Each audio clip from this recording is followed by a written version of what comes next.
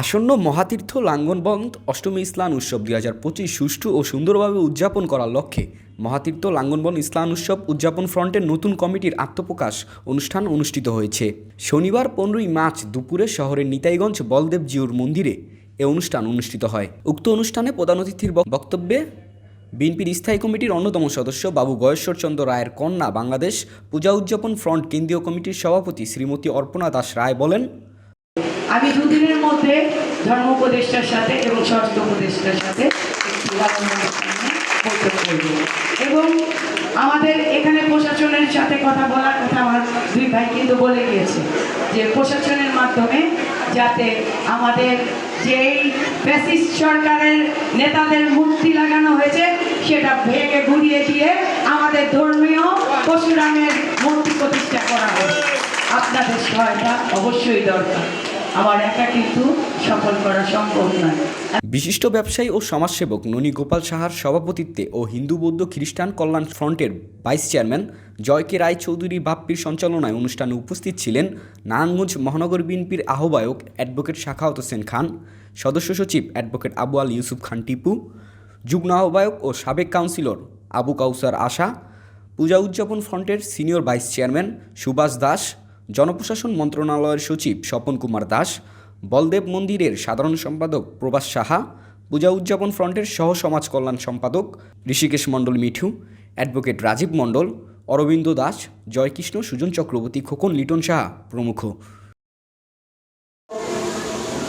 2016 সালে আমাদের নাঙ্গলবন্ধে 83টি মূর্তি বিসর্জন দেওয়া হয়েছিল। সে বিসর্জন কারা করেছিল? তৎকালীন আওয়ামী লীগ সরকার ক্ষমতায় ছিলেন। তারা যদি কেমন কর্মকাণ্ড না করতেন, আমরা যারা জাতীয়তাবাদী দলের যারা ছিল তারা কাজটি করে তারা এমনভাবে গোপনভাবে কাজটি করেছেন যে কেউ জানতে না পারে। যদি জানাজানি হতো তাহলে বলতো বিএনপি প্রতিমা ভাঙচুর করে বিসর্জন দিয়েছে।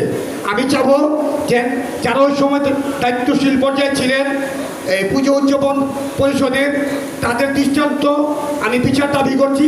আমি বাংলাদেশ হিন্দু পুজো উদযাপন ফ্রন্টের থেকে আমি এটা বিচার দাবি আদায় করছি। এখন আমাদের মাঝে এখানে আসলে থাকার মতো ব্যবস্থাও নাই, যে বাইরে থেকে লোকজন এসে থাকবে আসলে ওই ব্যবস্থাটাও নাই।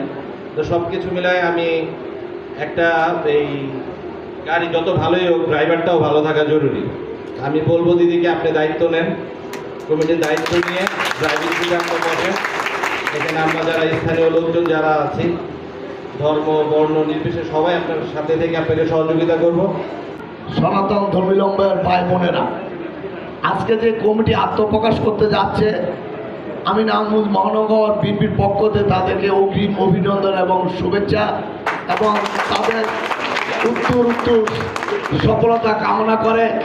লাঙ্গলবন্ধ হিন্দু সম্প্রদায়ের একটি অত্যন্ত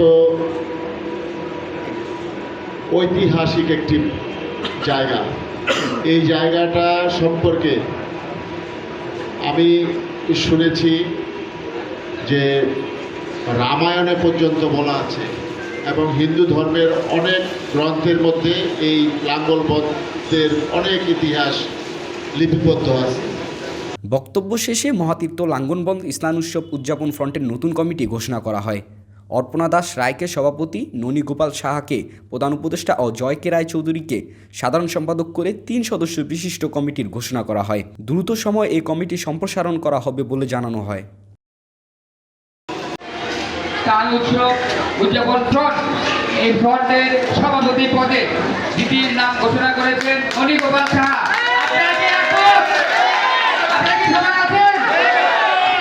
উজ্জীবিত বাংলাদেশ, নারায়ণগঞ্জ।